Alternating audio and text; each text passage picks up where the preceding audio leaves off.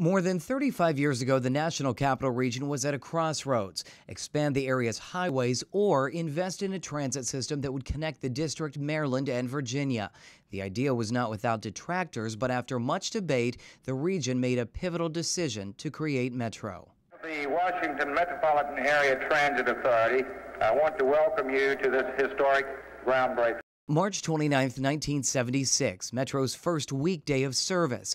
Open from 6 a.m. to 8 p.m., the new rail system carried just 19,000 customers between 5 stations along 4 miles of track. Today, the system has expanded to more than 100 miles of track with 86 stations, carrying nearly 750,000 riders on the rails every weekday. And soon, Metro's newest expansion, the Silver Line Dulles Rail Extension, will open and bring with it thousands more riders. And from the rails to the roads, Metro Bus moves another 400,000 customers across the D.C. region every workday. It's a figure expected to grow along with the region itself. If we don't plan it for today, we're going to see a lot more congestions on our roads. Stations in once considered outlying suburbs have transformed surrounding communities into bustling urban centers. And in the district, stations and bus hubs have brought revitalization and renewal to countless inner-city neighborhoods. In fact, land surrounding metro stations is responsible for some 2 million jobs, including employees of 277 federal agencies. Metro is committed to moving the region forward. We're well into our 6-year Metro Forward rebuilding effort, investing some $5 billion in the system to improve safety and make improvements. Things like replacing elevators and escalators, adding more rush hour trains, improving cell phone service, introducing new rail cars, buses, and Metro access vehicles to our fleet, and replacing nearly 60 miles of track. So we have launched the Metro Forward campaign, which is really about rebuilding the existing system to get it back to where it should be. Well, that's fine, but that's just taking us back to where it should be and where it was, several years ago, maybe a decade ago. But then you have to look going forward. Today, the region stands at another crossroads. Will the region make the investment today to prepare for future growth? Together, we must decide.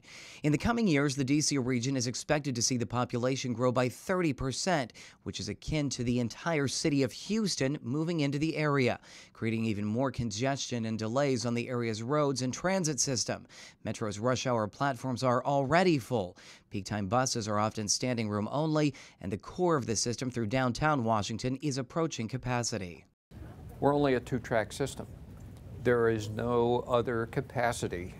And when you build a 2-track system at the cost of, say, $12 billion, you can't easily go in and put a new lane in like you can on a highway.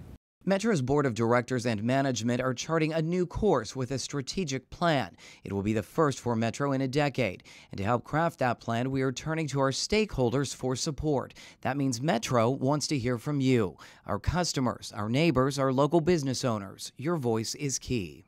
Well, I think our public is our real partners. They're the ones that experience this every day. And so as we plan forward, we need to hear what they see their needs are and how our system can serve them best. The first step to ensure the system's stability is to squeeze all available capacity from the current core system. That may mean more 8-car trains during the AM and PM rush or bus priority lanes. It means making improvements at key transfer stations to elevators, escalators, and platforms. Other solutions could include construction of pedestrian tunnels or integrating service from other regional transit systems.